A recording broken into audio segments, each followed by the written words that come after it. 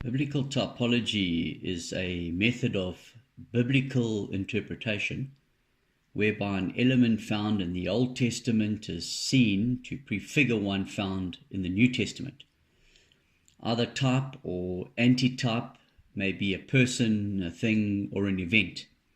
Often the type is messianic and frequently related to the idea of salvation. It can also be referred to as a shadow or a picture. And you consider the Chinese proverb, one picture is worth 10,000 words.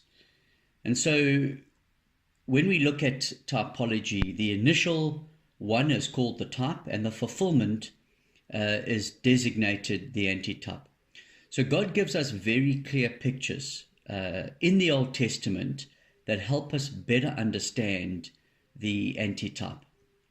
So what was once a mystery in the Old Testament, God has now revealed in the New Testament. And we often make reference to the phrase, the new is in the old concealed, and the old is in the new revealed. So clearly we've come into the light as we've come into Christ. So there remains now no more mystery for the church. Everything that was once a mystery in the old has now been revealed, as declared in the book of Ephesians by the apostles and prophets. And so by virtue of understanding New Testament doctrine, we're able to see the Old Testament pictures. We don't take doctrine from the Old Testament, we take our doctrine from the New Testament, but the typology in the Old, the shadows, the pictures that God gives us, just helps us better understand and gives more flavor and color to the New Testament doctrines. And so there are many examples. We think of Adam. Adam is the first man. Jesus is referred to in 1 Corinthians 15, the last Adam. And there's much typology between the two.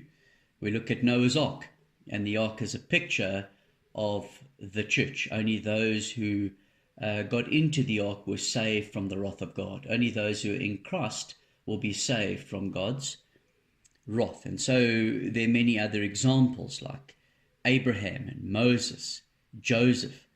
We look at the picture of the tabernacle in the Old Testament, very clear picture of the New Testament operation of the church. And even with regards to Judah, the last days of Judah and what transpires during that time before the Babylonian invasion, the same plays out in the last days of the church. And so we're going to be doing this series on biblical typology, and we'll have a look at a variety of examples from the old, pictures from the old, the types in the old, and the antitype in the new, and how it relates to us personally.